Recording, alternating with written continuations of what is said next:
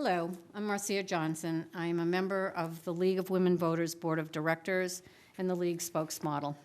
I also serve on the State League of Directors Board of Directors. Despite the cold and the wind, we're so glad to see you here this evening, plus what's going on at City Hall. So thank you for coming. And coming here to learn more about PFAS, the forever chemicals. PFAS are a tremendous toxic chemical threat to us, in part because they are everywhere.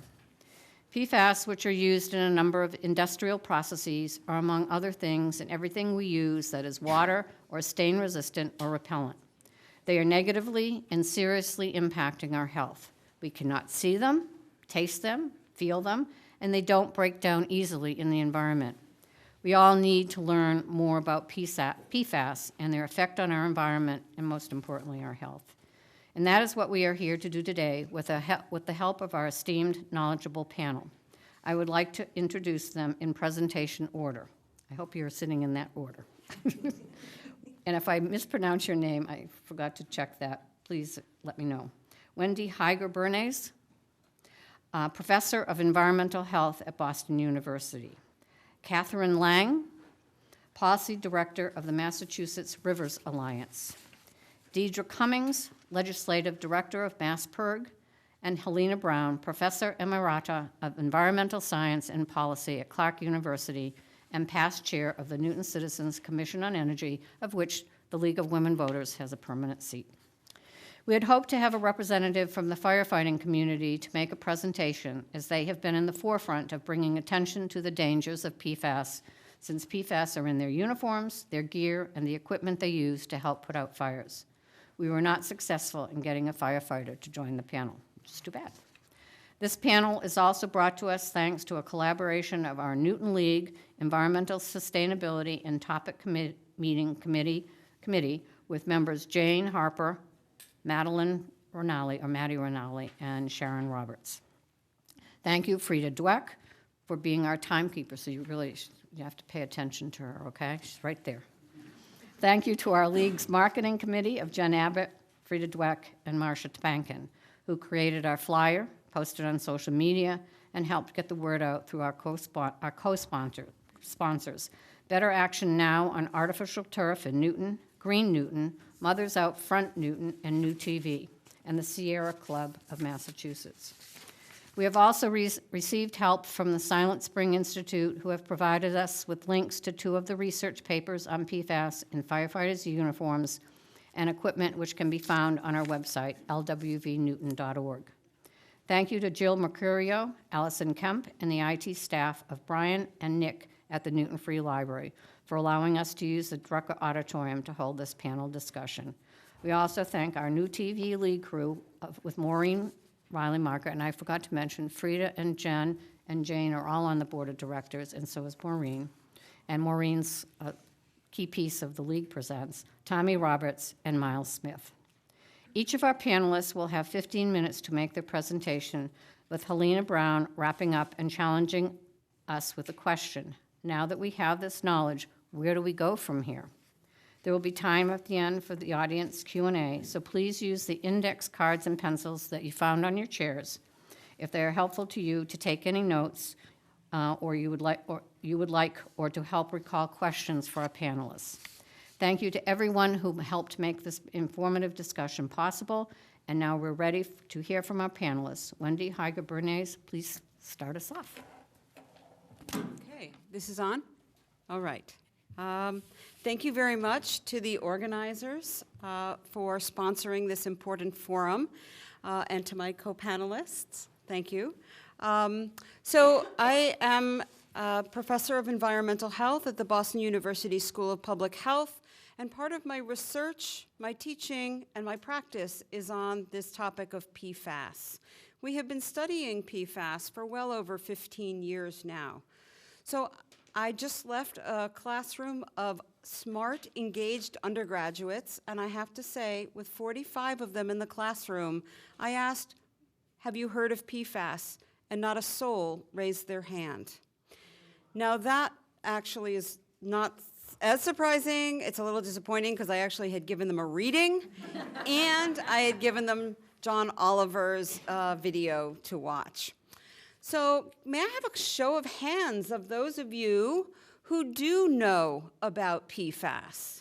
Fantastic. So how many of you would like to take my place here? No, okay. So I was asked to tell a little bit about PFAS, but mostly to focus on what we know about the health outcomes associated with PFAS. So PFAS, I have to repeat, are a large class of human man-made chemicals. They are not naturally occurring. When I say a large class, I'm talking now 13,000 PFAS by multiple definitions of exactly what is a PFAS.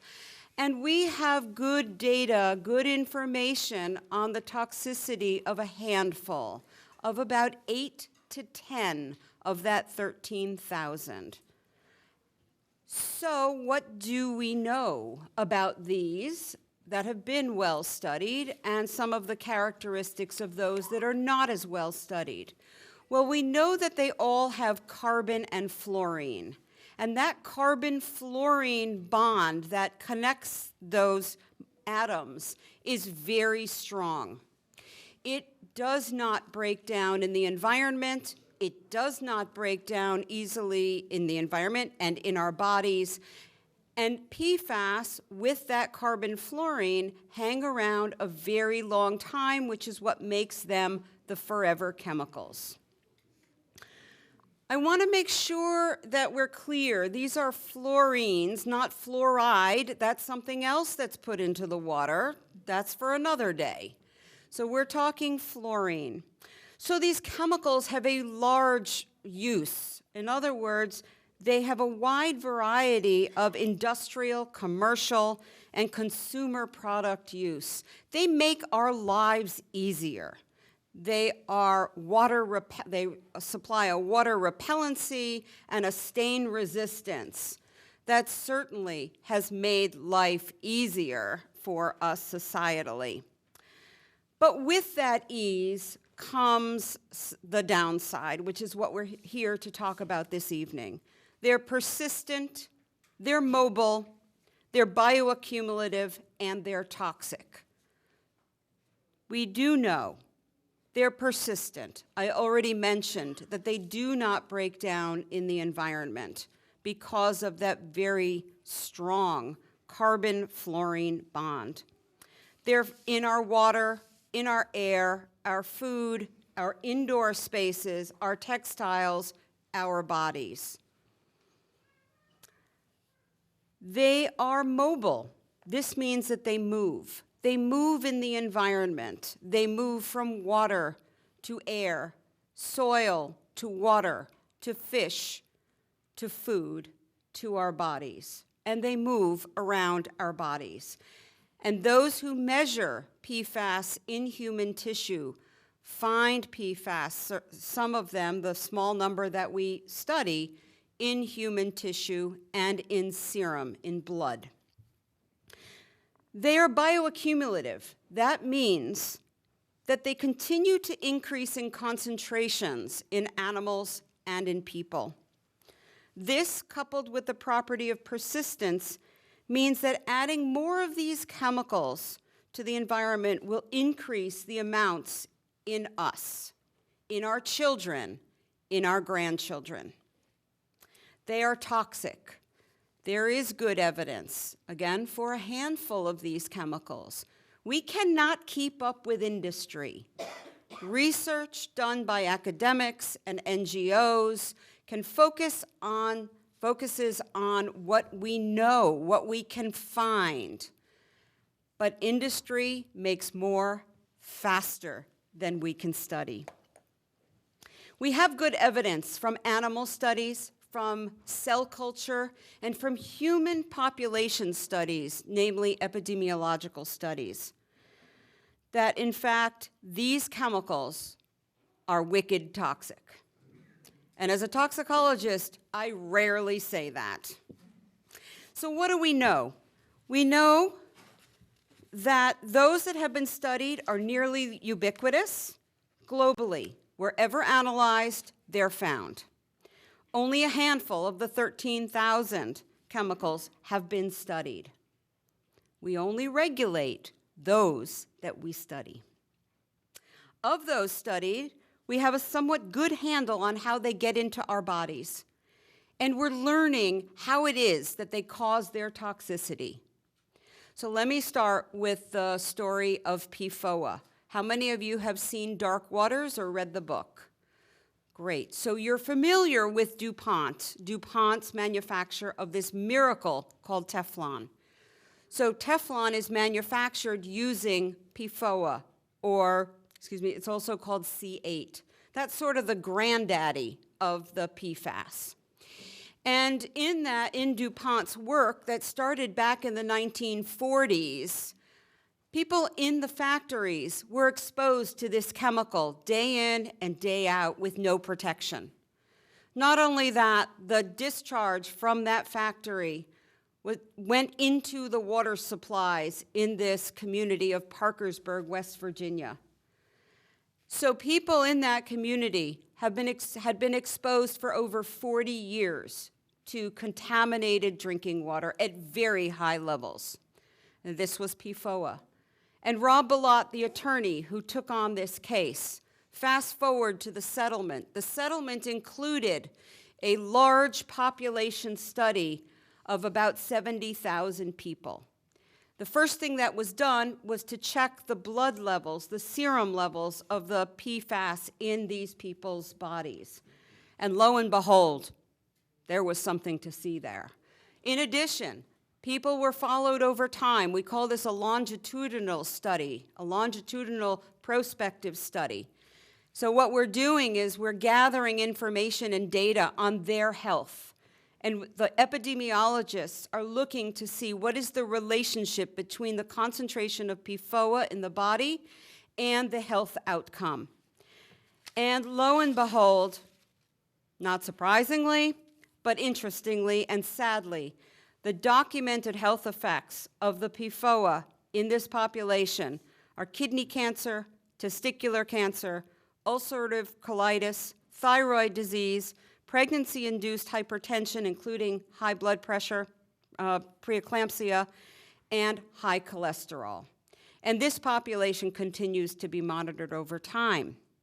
But we know that if I were to take serum samples from all of you, I would find PFOA, PFAS, which became the replacement for PFOA, PFHXS, PFHNA, and it goes on and on and on. And this is the industry response, which is we know something is toxic, so we replace it with something else. So what do we know now? Well, there's been a lot of research since Parkersburg. We know a lot more about the blood levels, the serum levels, and the associated effects. We have animal models that we have been using, actually, in my colleague's laboratory to try and recapitulate the same effects that are occurring in the animals and in people. And what we find, in addition to the elevated findings that were already found at Parkersburg, in addition, immunotoxicity. People with higher levels of PFAS in their serum have a less strong response to vaccine. That's not good during a pandemic. And we know now that there's even greater risk of liver, cardiovascular, and metabolic diseases. So most of those studies, both in people and in animals, focus on 1, 2, or maybe 3 of the PFAS. So we have great data on PFOA and PFAS, and lesser data as we go on. What the mixture does in the body, we have very little knowledge. So as a population, we see, if we look broadly across disease rates, we know we have elevated rates of reproductive effects in women. We have elevated rates of thyroid diseases, increased cholesterol levels, kidney and testicular cancers. My husband always says, if this stuff is so bad, why doesn't it kill you immediately? Well, it doesn't kill us immediately. It's like what we learned with tobacco smoke and other toxic substances, chemicals. We learned a lot about them, but they don't kill us immediately because they affect very subtle systems in our bodies. They modulate the normal hormones and other signaling mechanisms in our bodies. And they do that at times and in locations that are not supposed to happen. These are called endocrine disrupting chemicals. So where does the PFAS come from in our bodies? We know that it comes from drinking water. In communities that have highly impacted, contaminated drinking water, that is a major source of their PFAS. How about in people who don't have highly contaminated drinking water, like those of us who live in MWRA communities? Where does that come from? It comes from food. In fact, much of it has been shown to come from packaging, food packaging. And just yesterday, the FDA released a statement that there would be limits placed on certain food packaging items. We don't know what they are because that's proprietary. But nonetheless, we know drinking water, we do know locally caught fish, we know from our European colleagues that meat and eggs are also potentially problematic. Why don't we have those data here? It's because we really don't look for them. We don't look at everything that we should be looking at. So I'm going to leave this by saying that we know a lot about a few PFAS. And what we know is that these are toxic. And what we know is that we are seeing health effects in the population that mimic some of the effects that are a result of PFAS. So the less PFAS we use societally, the less exposure, the fewer people with potential health issues. PFAS is here with us. It's not going away. They're here forever. We're going to move them around. It's best to prevent additional use in commerce. And I'll end there.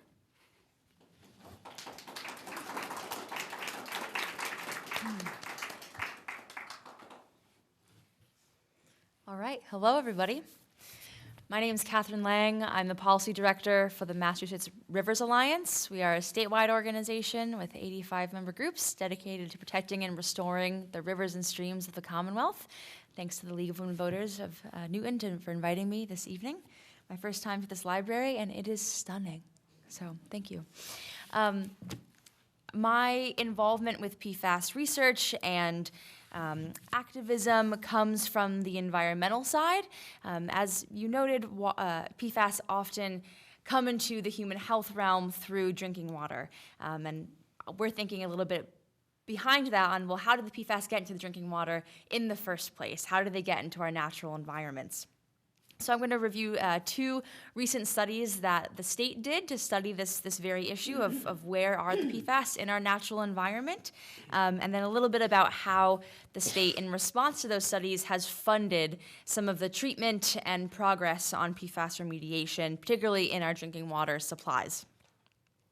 So in 2020, the state, in collaboration with a federal agency called USGS, did a study on surface water. So that's rivers, lakes, streams, these water bodies that you see, testing for PFAS across the state. They chose 27 different sampling locations, both in urban areas and rural areas, with particular focus on upstream and downstream of wastewater treatment plants. So where your sewage goes to be treated, there's an effluent, something comes out of that plant back into the waterway. So they wanted to test especially around those points to see what the PFAS levels were. And as you can imagine, as has been prefaced, unfortunately in all 27 of those locations in Massachusetts, they did find some level of PFAS contamination, and they were testing for a number of the chemicals, so it wasn't all of them in every one, but there was some level of chemical in each of the 27 water bodies, including some that are really in the woods, far from any sort of industry that you might expect. Then in 2022, Mass DEP, the Department of Environmental Protection, did another study, this time just on fish. So we've tested the waters to see that they are indeed in our environment. So next they tested what was living in that water and if those were contaminated. This time they went up to 52 different water bodies, again spread across the state, and they tested 948 fish, 16 different species, to see if the species would have any sort of impact on PFAS contamination. And again, the results are as unfortunate as you can probably predict at this point. All of the 52 water bodies did have some kind of contamination of this PFOA that you referenced, the most kind of common PFAS chemical. And PFAS were detected in at least one of the fish sampled from each of these water bodies. So both of those tests did determine that it's prevalent. It's prevalent in our environment, in our surface waters, and then unfortunately in the wildlife that are in those ecosystems. Most of our research so far has been on kind of the human health impacts, so we're really interested in more studies in the ecological realm about what these chemicals do when they're in other beings like fish, other wildlife, and in our ecosystems. After those studies occurred with obviously these really bleak results, the state has gotten to work on remedying some of the PFAS that exists in our environment. First, they were testing public water supplies. As was mentioned, drinking water is one of the main ways that PFAS can enter our bodies. So DEP, starting in 2020, was testing for free public water supplies for PFAS chemicals. And while this sounds like something the state should obviously do, and I agree with you, water infrastructure broadly, beyond just PFAS, but everything having to do with how your water moves and gets to you, both for drinking water and wastewater, is extremely expensive. Any upgrade, any addition to any kind of water infrastructure facility costs an enormous amount of money. So for any water utility, any public water supplier, to do anything additional from what they have been doing for operations and maintenance, like extra PFAS testing, is a really big deal financially to that utility. Oftentimes their budgets are pretty tight because they're providing this essential service for our communities.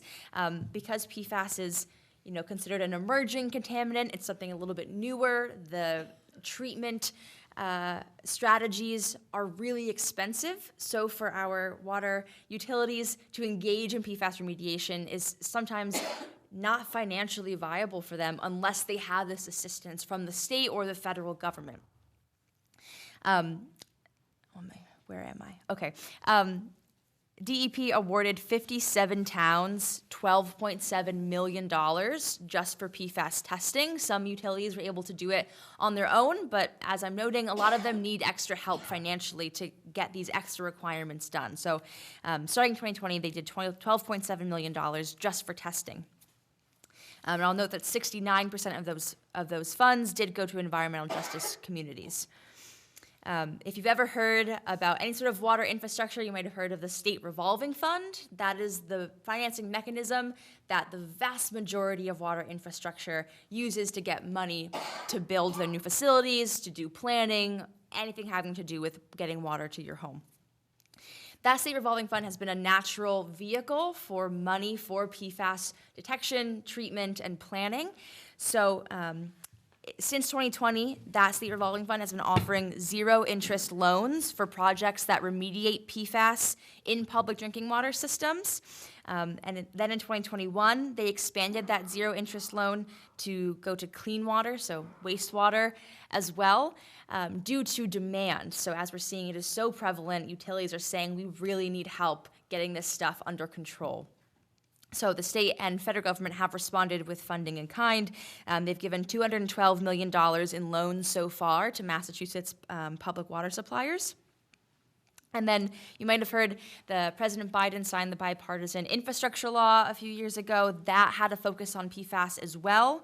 In particular, there was a new grant program just for emerging contaminants, which is a way that we're saying PFAS chemicals. And there was just this month an additional $151 million going towards water infrastructure, including that program. So all that to say that the state and federal government is responding to some of this need, not certainly at the level they could be, but there has been recognition through funding that this stuff needs to get sorted out. And if I could leave with any call to action for you all, if you are concerned about PFAS, and we're going to hear about a bill in a moment that you can take action on, but another way is advocating locally and to your state and federal legislators to fund this stuff. We're talking about research that hasn't been done. We're talking about treatment and detection that's really expensive for utilities that already have a pretty tight budget. So advocating locally at your city's budget or beyond for money for these things would be incredibly helpful at moving the ball forward. And I think I went too fast, and that's all that I had. So that's my spiel, and I'll pass the mic to my colleague. Great. That's great. Thank you. Good evening. Hi, everybody. My name is Deirdre Cummings. I am the Legislative Director for MassPIRG.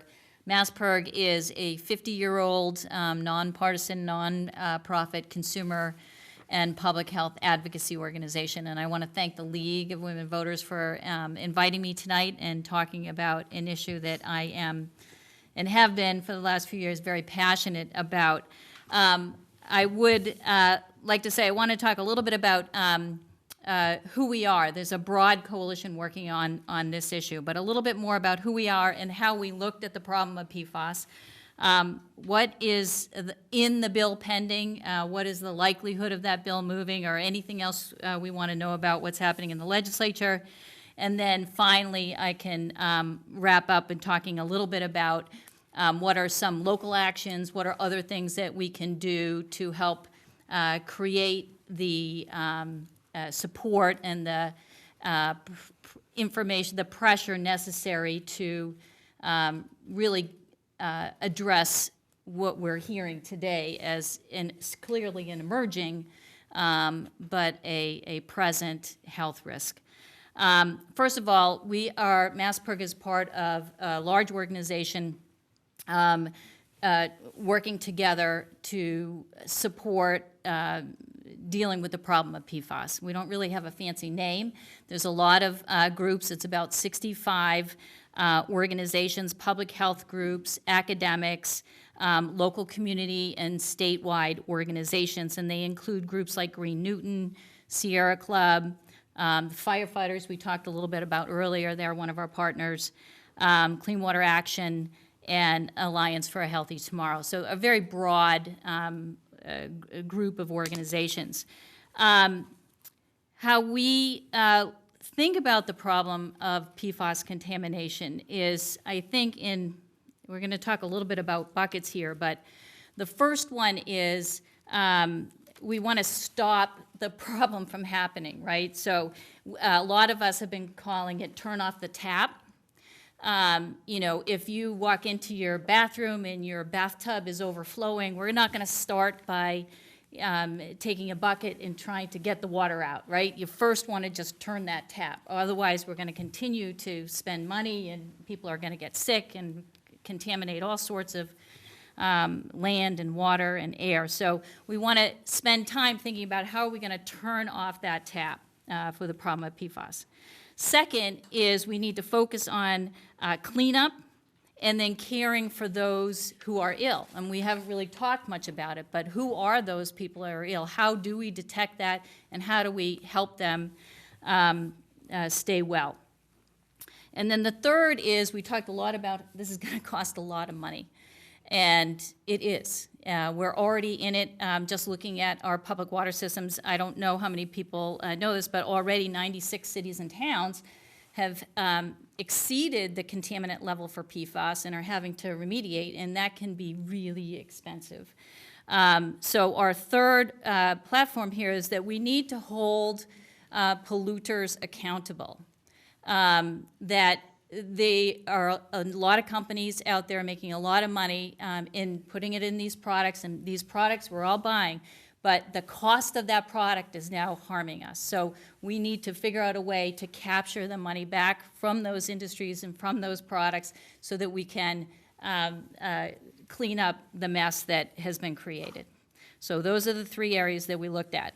I'm going to say 4 years ago now, which would be just one last legislative session, there was an interagency task force on the state level that brought together all different agencies in the state and legislators. It was chaired by my state representative, Kate Hogan, and Senator Sear from the Cape.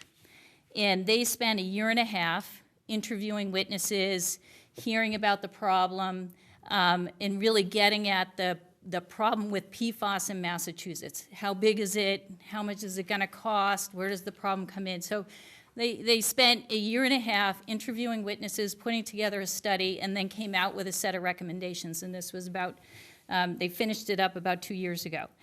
In that task force findings, they found exactly what we've been hearing today, that we have a very big problem. The problem is immediate, and we have to turn off the tap. And they then filed a bill, which we have been supporting, the coalition. And that bill, again, is filed by Senator Sear and by Representative Hogan. It is, I left a fact sheet, I think, there in the front so you can see some of the details. It's called an Act to Protect Massachusetts Public Health from PFAS. So the bill does a few things. The first most important piece of it is the focus in our coalition's primary focus is the section on turning off that tap. We need to ban PFAS. And what a number of states have been doing across the country is taking and looking at various products, ones that we know there are alternatives, and banning those products. And so we heard about food packaging. So that's one that 12 states have already banned PFAS in food packaging. And let me back up for 1 second. When we're talking about turning off the tap, one really important piece in regulating PFAS, as we've heard, is you need to regulate, and this is the task force findings as well, is you have to regulate PFAS as a class, right? Because if we go one PFAS by one PFAS by one PFAS at a time, you know, we will never get a hold of the problem.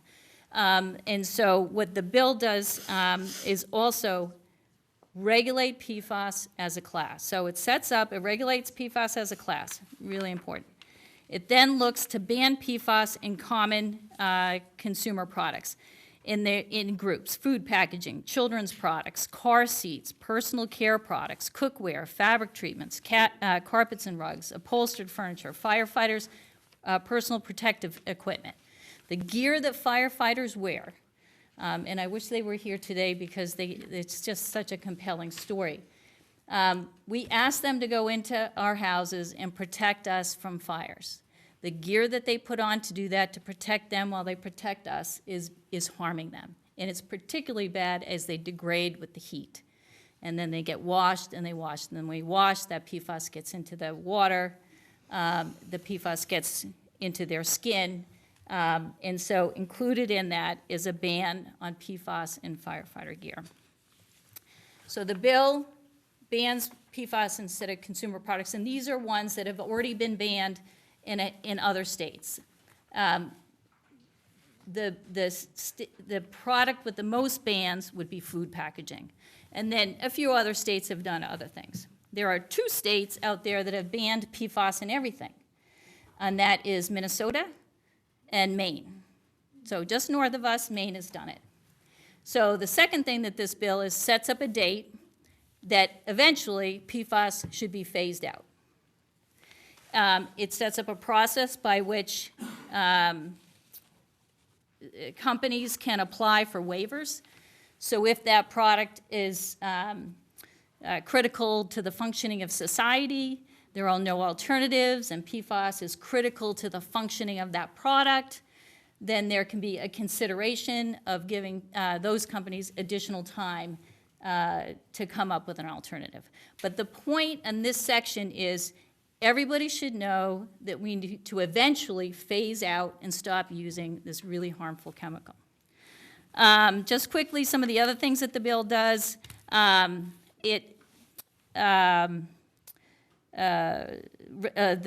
Department of Environmental Protection can start looking at industry discharges and start regulating companies that are discharging PFAS in their water and sets permits for that, and so we can tackle that problem. It requires labeling, so until the PFAS has been banned or the product has banned PFAS, then it requires a label so that individuals can make choices if they want to avoid PFAS. It also looks at banning PFAS in firefighting foam, which is probably the biggest source of contamination at this point. And then it sets up a trust fund. And that trust fund is to be funded by some lawsuits that the Attorney General filed a number of years ago, along with a number of other states, targeting the manufacturers of this firefighting foam that has been so harmful. And then there's other funding mechanisms in there. So that is the bill pending. There's great support for it. There are a majority of lawmakers, both in the House and the Senate, have supported it. All of the Newton senators, Senator Cream, and the representatives have also co-sponsored the bill. And it has a broad set of support. But the legislative process is slow. Thank you. That was a very generous term. It's going to take a while, and it's going to take a lot of action, a lot of work. So no doubt. So the bill that was filed is like a really very good bill. I suspect as we move through that legislative process, it will get narrowed down. But we want to make sure that we get action this year, that we actually are starting to take steps in the right direction to turn off that tap. And this is a really important vehicle to do that. Finally, what can people do? First and foremost, we can educate our friends, our neighbors, our community members. I would say reach out and ask your state rep or state senator to co-sponsor the bill. They don't need to co-sponsor, but just because they co-sponsored it doesn't mean that their job is done. They can become more active. They can say, let's get the bill passed now. The deadline for bills to pass the legislature is July 31st. It is standard that a lot of bills get piled up towards the end of the session. The more that our lawmakers hear from us that we want action, the easier and quicker that reform will take place. Second is that Newton actually just passed an ordinance, a local ordinance, to make sure that Newton's purchasing would require that they only purchase products that are PFAS-free. So, and that has happened in Brookline, and Cambridge is considering something similar. So actions like that across the Commonwealth are, again, indications that we can actually make some reform, and then our lawmakers will also want to follow suit. And then, you know, any kind of public information, letters to the editor, opinion op-eds, all that can help. And I think that's all I had. But anyway, what I will say is you need to be in for the long haul. I'm sure we're going to take a really good step forward, hopefully this session, but we're going to need to come back at it to do all of the things we're going to need to do to protect our public health. Thank you. Faster in the long haul, too. Well, That's the tagline. So I was asked to pull it all together somehow. And as I was listening to our three terrific speakers, it occurred to me that this is a very old and very familiar story, actually.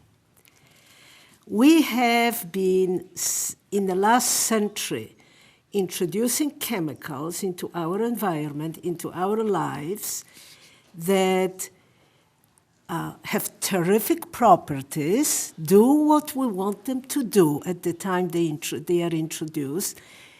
In many cases, we know from the very beginning that they are not healthy, and yet we go ahead and introduce them.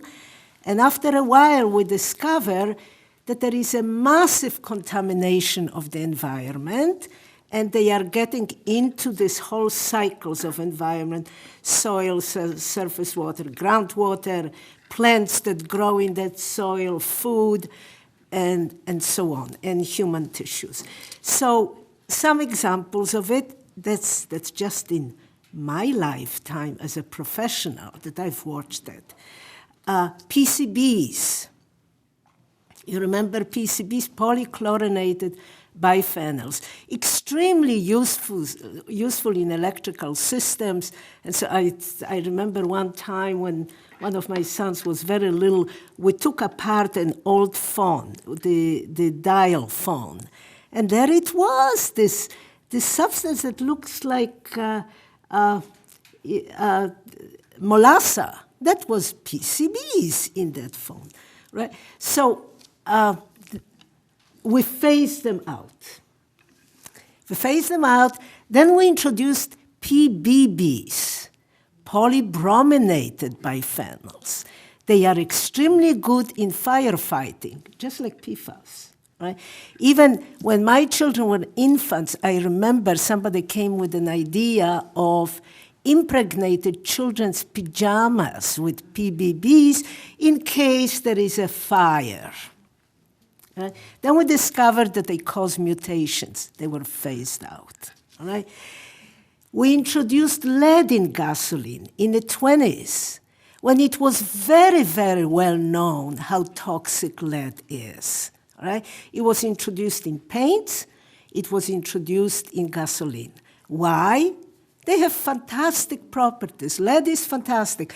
If you have lead paint, it will prevent, and you paint it on the bridge will never rust, and on, right? They improve the performance of car engines. And in the meantime, all this lead went up in the air, settled in the soil, and entered the environment, right? We did the same thing with asbestos, and on and on. So what are we doing? We are introducing substances that really serve our desires and our needs and our wants. Some groups of people, like in public health, know about their toxic properties, but for the most part, this is not known, right? Like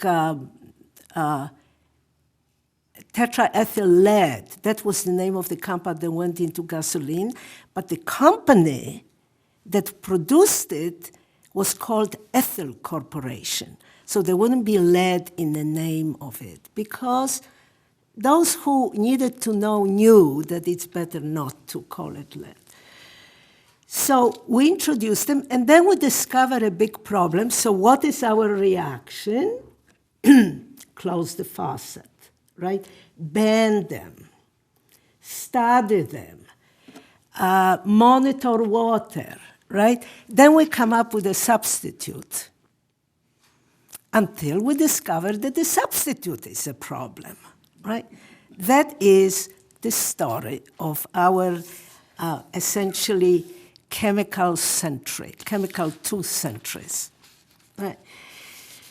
But at the same time, okay, so we cannot keep up with testing all these new chemicals that come out. That's true. It's the science moves much faster than the institutions can keep up and regulate this stuff. But there are certain things we actually could think of right away, and I'll give you some examples. So what Wendy said, I'm sorry, I have a terrible cold, and I filled my, I know, but this is a good plastic. Right. Anyway, but I'm COVID negative, and I also filled myself up with so many medications to stop the symptoms that So, okay. So what we do know, Wendy reminded us that this chemical bond between carbon And fluorine is very strong and it doesn't break down, all right?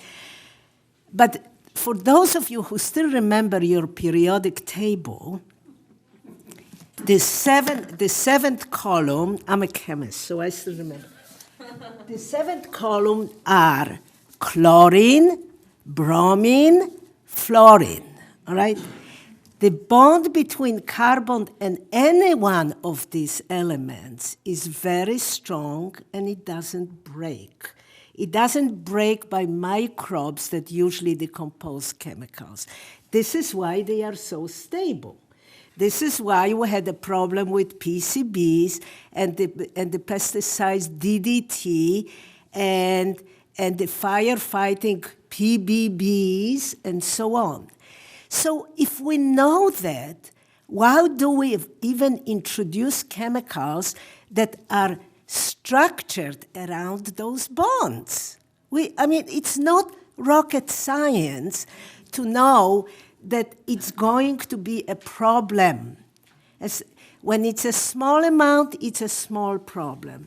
But when it enters industry on a large scale, it's going to be a massive problem. This is not, anybody who finishes the first course in organic chemistry can tell you that, right? So this is where the regulatory system walks in. Why do we even allow certain classes of chemicals to be introduced on such a massive scale? We don't need to test them before knowing that it's going to be a problem. We can test them to prove it, yeah, but that's essentially. So this is the familiar story of our advanced industrial chemical society. But I also want to leave you, there is one more similar problem. It's the refrigerants, CFC, chlorofluoridated carbons, right? They were so stable that they were considered perfect chemicals as refrigerants, because if there was a leak, if they got into the atmosphere, they didn't react under ultraviolet light and didn't create smog and didn't create pollution in the breathing zone.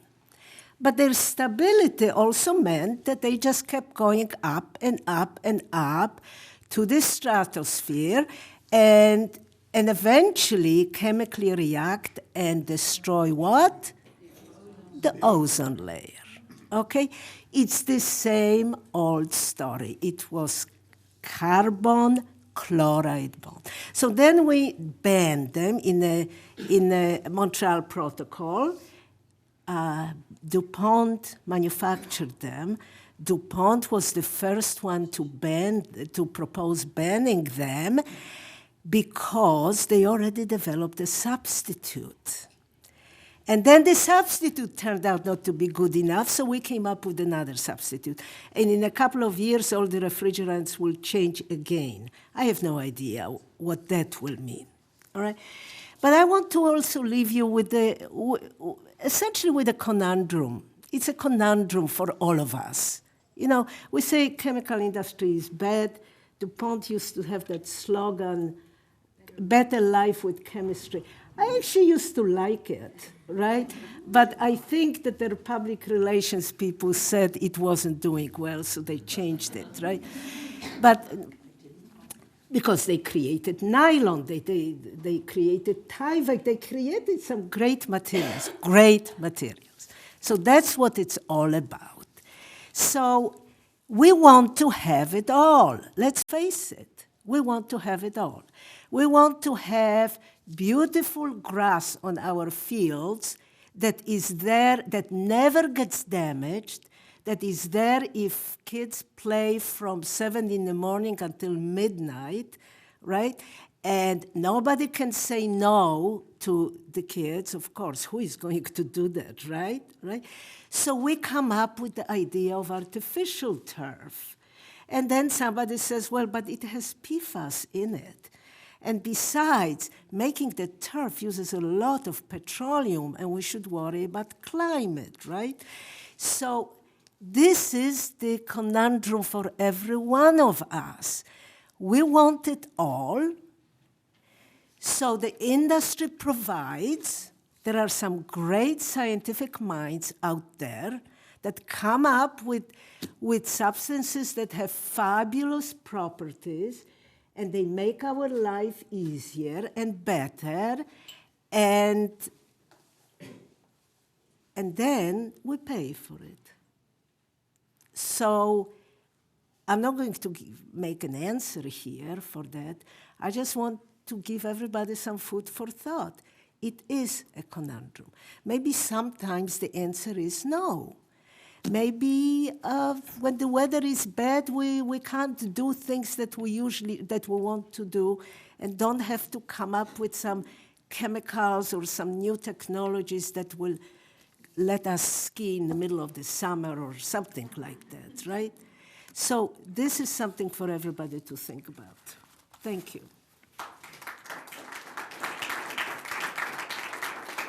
So we have half an hour for questions, and I would like to ask the person who asked a question, just give your name, and if the question is directed to somebody, to one of the speakers directly, please say so to whom the question is.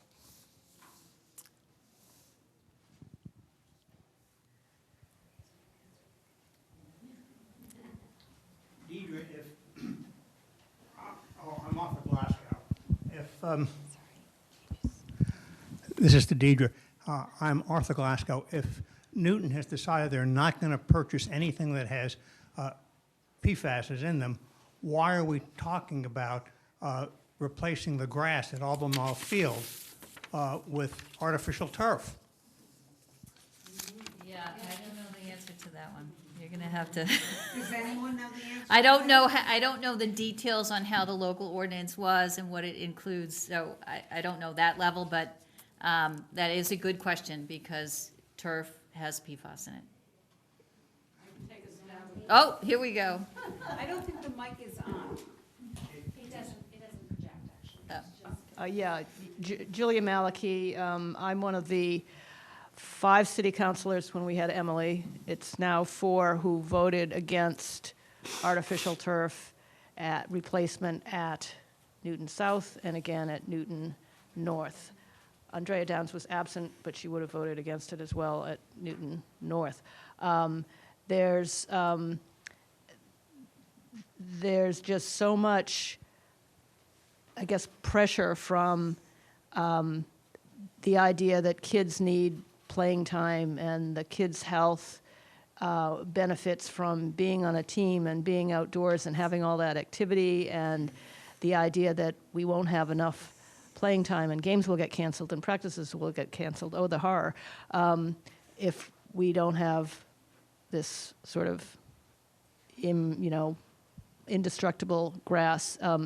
To my mind, there has not been sufficient effort to properly maintain real grass fields, and the trade-off that we're making of kids' health now versus the possible consequences in a few decades when the long-term health effects become known. And I was just talking to a Newton resident the other day, and this was some decades ago, but her son playing on artificial turf was hospitalized with a MRSA infection. And that's the kind of immediate thing that can happen, not to mention the heat stroke. I personally measured the difference in temperature between the new Newton South artificial turf football field and the real grass baseball field. On an 82-degree day, the football field was 130, the baseball was 90. So 30-degree difference on a medium warm day.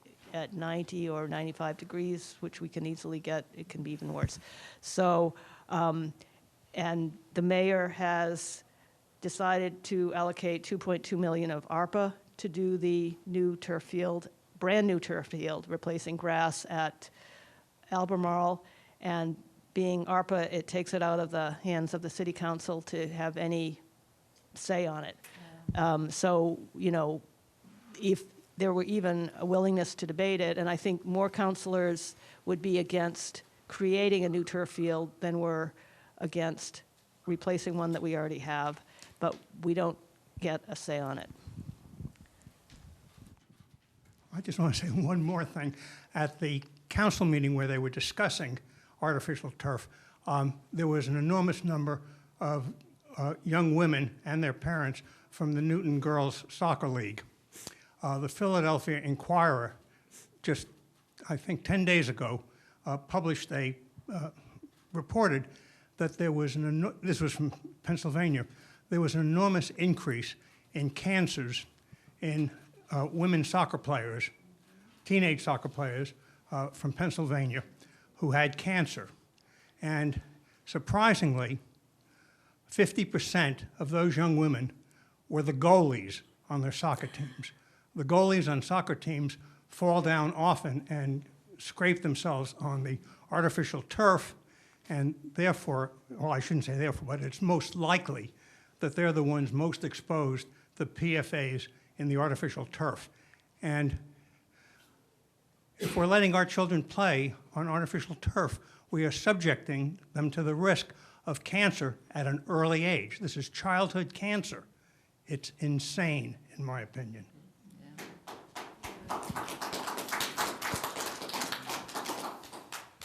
Just want to toss out for anyone who's really nerdy on state regulation that there's something open for comment right now from the Department of Environmental Protection on the Wetlands Protection Act, which is about totally other stuff. But in that regulation, they propose a definition of impervious surface. So typically that's pavement, that's surfaces that water can't soak through, and they include artificial turf in that definition, which would be something new. So in development, when you're talking about limiting how much impervious surface for purposes of water quality and improving water quality, that would also incentivize limiting artificial turf, because that would be counted there. So for any state regulation nerds, we can talk afterwards about that. Hi, my name's Olivia Souza. I'm one of the interns with Green Newton, so hello everyone.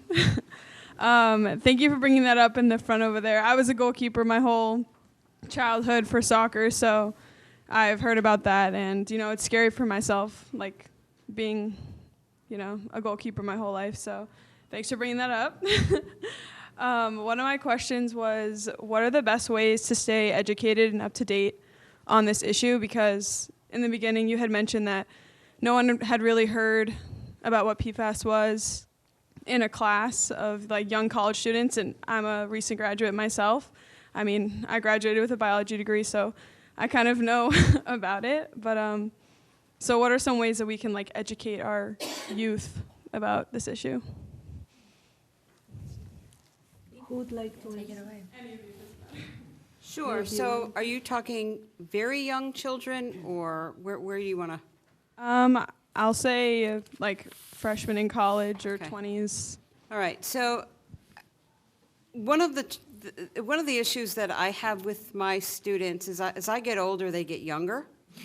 So I always ask them, sort of the first day of class, and this has changed over the years, what's the first thing you look at on your phone in the morning, right? And you get from them the various and sundry places that they go and what they do. And I found that there are organizations, and they're mostly NGOs, very reputable NGOs, that advocate, that identify relevant issues, and they tie them to the interests of the young people, right? So today we spoke about PFAS, but I didn't talk about hypercholesteremia, right? I talked about reproductive health effects and PFAS in condoms. Can I say that? Yeah. So then you get their interest. So it's really about identifying both the means by which they get their information and to connect them with organizations. And those organizations, there are different ones that are accessible, right? And so I think the first thing is to find out where they're getting their information. And then to make sure that that information, what we do with our students is to make sure they connect with those students specifically through the communications college, right, in getting the information and conveying it back in those ways. So it is about finding out where they're getting their information, because I could stand there for an hour a day and blah, blah, blah, but it's got to be accessible to them. Actually, one other addition, there are a couple of great movies out there now. Dark Waters, you mentioned, and again, if we can get something in a movie or in that format, I think it's really easy. So Dark Waters, Burned is another one, and that's much shorter. Burned. What are the other ones? We can come. You know what? And we'll I can get that back out. But there are a handful of very good ones that are out there. I'm going to mention something else. I'm in my night job. I'm chair of the Lexington Board of Health, and one of the things that we have done with regard to communication is to have an open line of communication with the school committee. And that may not be the right thing to talk about in Newton, I don't know, but with the superintendent, and as the issues come up across our desk, right, we have a conversation with superintendent and public health nurses to find out, you know, whether these are issues that they're hearing about in the schools, and mostly they're not. So the turf issue came up in, like everywhere else in Lexington, right? And so what we did was we actually had a couple of high school students engaged in some of the work that the board is doing. And I think keeping that open line, that connection to the younger people is really, really important, because they're not going to vote. They're not ready to vote, right?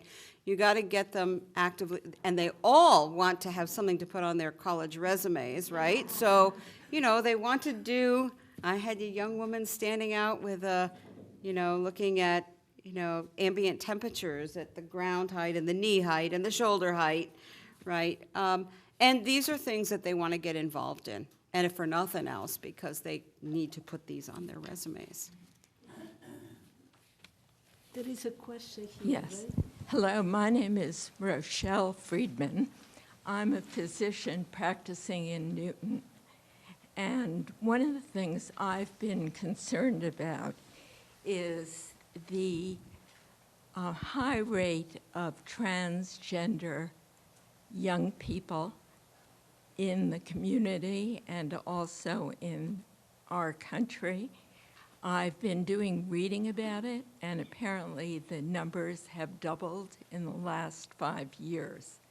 Now, there can be many reasons for that: social, medical, and I've wondered about the role that these forever chemicals play, because they are hormone mimickers and they are hormone disruptors. Have people been thinking about that? It's a really challenging question for a whole lot of reasons. And actually, I want to recognize that there's a clinician in the room. Most of our clinicians are not attuned to the issues of PFAS. And I'm going to get to your question in a sec, but I want to take a little bit step back, which is that the National Academies, the National Academy of Science and Engineering and Medicine, actually had a panel discussion with members of highly impacted PFAS communities. This was 2 years ago. And the concern that parents had in these communities, where they were seeing some of the effects that have been well documented, and the fact that their clinicians were either poo-pooing this or saying that there's nothing that they can do, they don't understand this. So the National Academies came out with a recommendation, and that recommendation has just been reiterated by the Centers for Disease Control, which is to recognize that in highly impacted communities and in families where parents might be in occupations where there is elevated exposure to PFAS, firefighters, for example, that there are recommendations out there to listen, and in those cases, and not the general public, but in those cases, to examine the levels of PFAS in serum.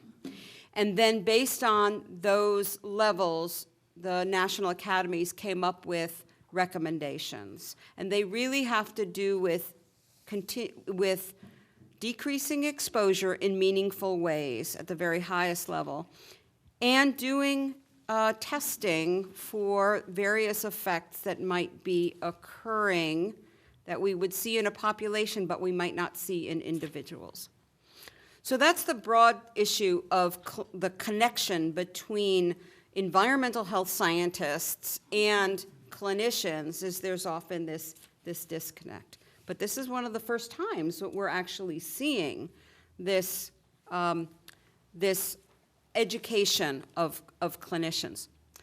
So with regard to your very challenging question, I have seen that addressed in the context of some of the phthalates, but never with regard to PFAS. And I'd prefer to leave it at that. Thank you. Yes, I think I saw a hand up, Chris. Yes, there. Hi, my name is Chris Auld. A number of people have pointed here to these chemicals. Why do we like them in the first instance? Because of water repellents, features, and other things like that. But the downside is that they essentially last forever, and that's attributable to the durability of the carbon-fluorine bond that was pointed to. Now, for a DuPont, they may not have frankly, an incentive to do research on other types of chemicals that would break down much more rapidly. Is there anything going on at the federal level in particular that would promote and encourage research that for new types of chemicals that would have obtained many of these desirable properties, but do so without the shortcomings that in PFAS and some of the other alternatives? Any of you know the answer? Well, let me just mention, in Massachusetts in 1986, actually, there was a law passed, the Toxic Use Reduction Act, which set up the Toxic Use Reduction Institute out of the University of Lowell. And the goal of that institute was to work with industry, companies, to come up with or safer alternatives to the chemicals they were using. So when I started working on that back in the day, they talked about the idea of a chemical that was used to take lead off of airplanes. And they worked with the companies, and they came up with a new strategy on using, like pellets really quickly to try to get it off. And they figured out a way to strip the paint without using the chemical, and that's what this institute does. So the Toxic Use Reduction Institute just last year listed now PFAS in their group of chemicals that they can start listed as a hazardous chemical. So now they can work with companies. So they do a lot of the science research with the industry to come up with alternative practices. That's not going to be enough. Unfortunately, it's one of these things where we ought to require it of the very industry that's going to be making money off the product to first study it in a way and be able to provide the resources prior to kind of letting it loose in our environment. But that Toxic Use Reduction Institute in Massachusetts is really good, and they are working every day. I'm sure there are other institutes out there across the country. I just am not aware of them. Generally, industry, if industry faces regulatory barriers, they put their best minds to finding alternative ways of accomplishing what their business model is. So if they're, and so they will do research and they will find substitutes if a word comes from the legislators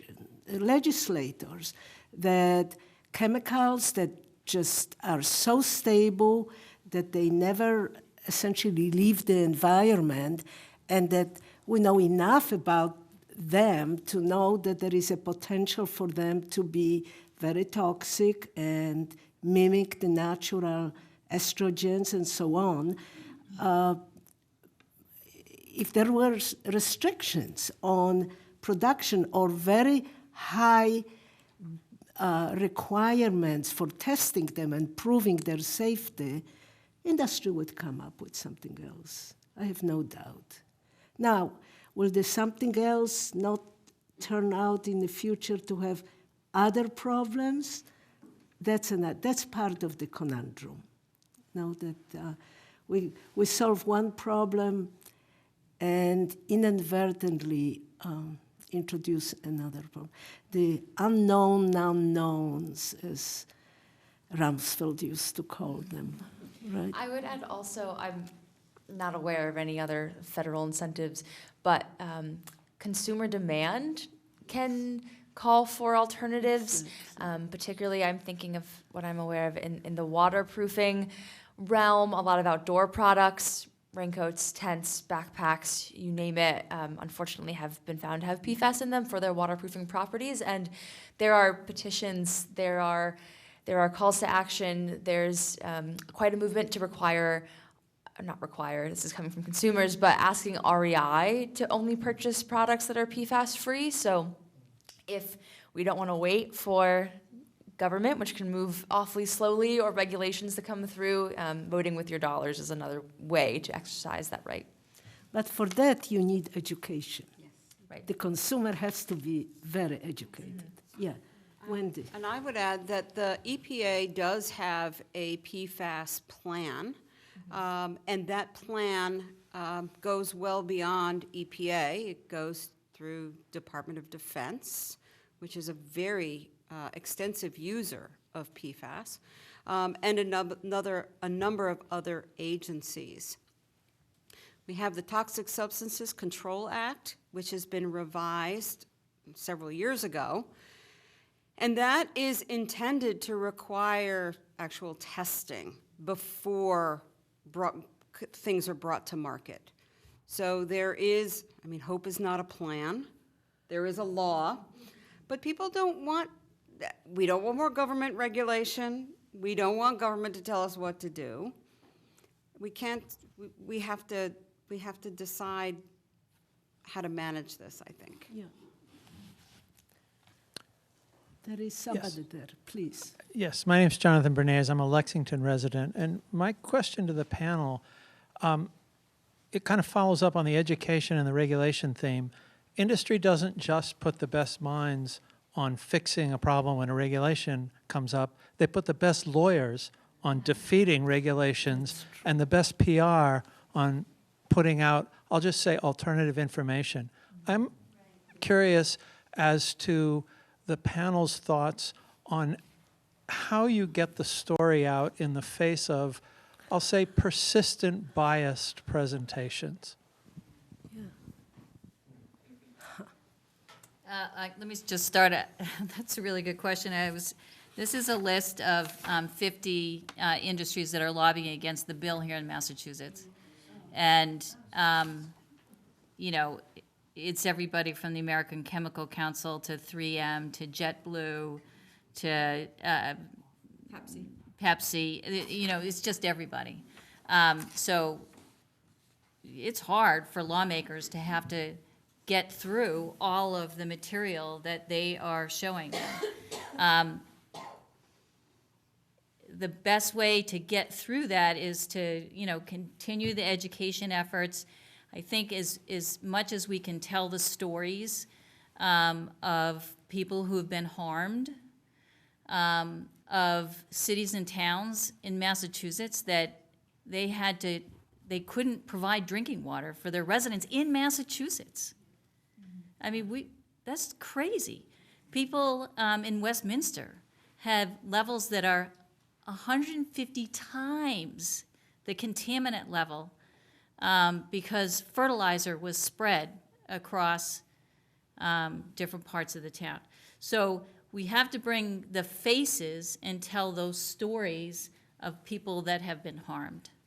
But it takes a long time for people to know they were harmed, and then for people to believe they were harmed, and then to get that story out to the public.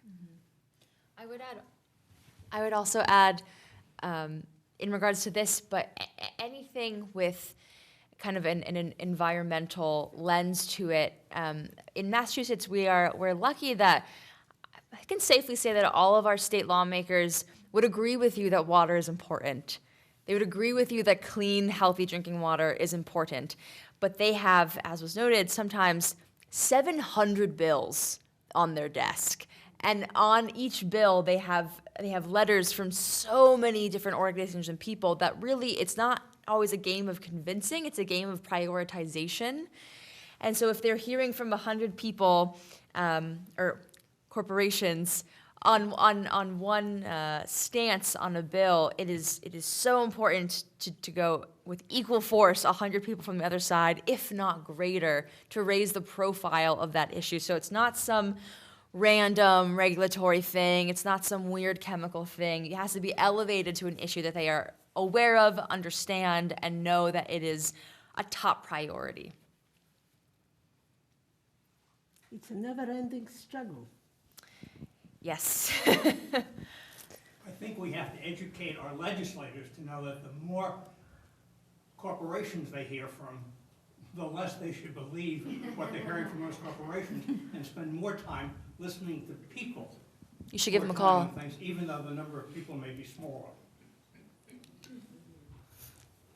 I have a story related to that I wanted to relate. Is this thing working? Yeah. Okay.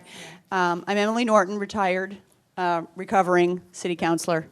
It's awesome to be back here. And so several years ago, I don't know if anyone remembers, a man was arrested for taking pictures up women's skirts on the T. Anyone remember that? Yeah. Upskirting.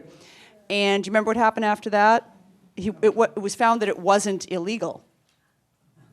When our legislature found that upskirting was not illegal, can anyone guess or remember how long it took until they acted? 48 hours. It took them 48 hours to act. So to me, that story tells me that they really can act with urgency when they want to, and they are not feeling the pressure. And this is my partner, Buck. I just was whispering with him. His daughter, Sylvia, played soccer as a goalie in Winchester on turf, and this is the first time you learned tonight about all of this. So, like, if we have parents who know, which, as Julia said, City Hall was full of parents who want turf, and this is a democracy, and that's why we had 5 votes against it. But if if everyone heard this, I think that we would have more support, because this is shocking, the stuff that you're talking about. So thank you so much. So what you're saying is that most of the parents who wanted this artificial turf didn't know anything about that. Or didn't want to know. They don't care. Emily spoke so magnificently at that council meeting where they all listened and didn't hear. Yeah, but remember, it's a big city. They weren't all there at City Hall. Right. There were people sending emails, and sometimes it takes a while to get in, you know, that article in the Philadelphia Inquirer with those examples of kids that have died of cancer. I mean, sometimes it does take a little while for things to sink in, particularly when it's the exact opposite of what you want to believe. I'm sure you've probably never heard of that phenomenon with humans. So I do think that we could win on this, but it'll take that education and those stories.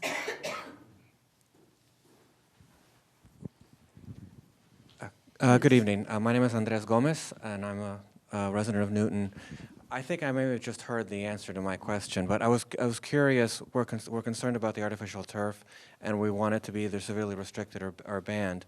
Surprisingly, I'm seeing a lot of private homes with their front lawns and back lawn and rear lawns with artificial turf now. Yeah. And actually, my neighbors, both my neighbors on either side of me, have a front yard, and they just put in artificial turf in the front yard. And my other neighbor, their backyard, for some time now, they've had artificial turf. So I'm curious if that is being looked at as well, about restricting it or banning it. Yeah. I would certainly like to. I'm actually surprised to hear that that's happening here. I think it's popular in, you know, the south or southwest where they're dry climates and they have a trouble with, you know, water supply and doing grass, or People with dogs sometimes have it, but why anyone would put it in their yard, it's baffling. Yeah. It's surprising, but Yeah. I'm seeing more and more as I drive around Newton. And it's, some people are maybe, I mean, we've got all the people who want to get rid of their trees because they don't want to rake the leaves, so maybe these are people who don't want to ever have to mow their lawn. Yeah, But it's, you know, you can't go out and sit on it and be comfortable on a hot summer day like you can with grass, so it's bizarre. Actually, I want to jump on that. So this issue with redefining artificial turf or classifying it, whatever the word would be, as impervious probably gives an opening, because you can't just pave over your front lawn, because people do also try to do that so they can park their cars, and you can't do that. So that would be an opening there. And that opening, again, is Department of Environmental Protection's Wetlands Protection Act regulations that are open for comment until April 30th. Maybe they just watched the Barbie movie one too many times and got excited about that look. Are there any other questions? We have time for one more question. I think we finished. Well, this was a very interesting discussion, and I truly appreciate the participation of the audience in this exchange and our fabulous 3 speakers, perfectly complementing each other. So thank you.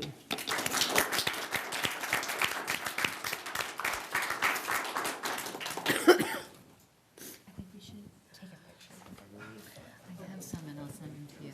You have pictures? Yes, he's taking pictures of it. I'll send them to you. To sign a petition to tell the mayor we don't want artificial turf out in our field.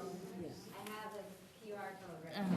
You should give me your, is your email address on the email that she sent it to? I didn't have it.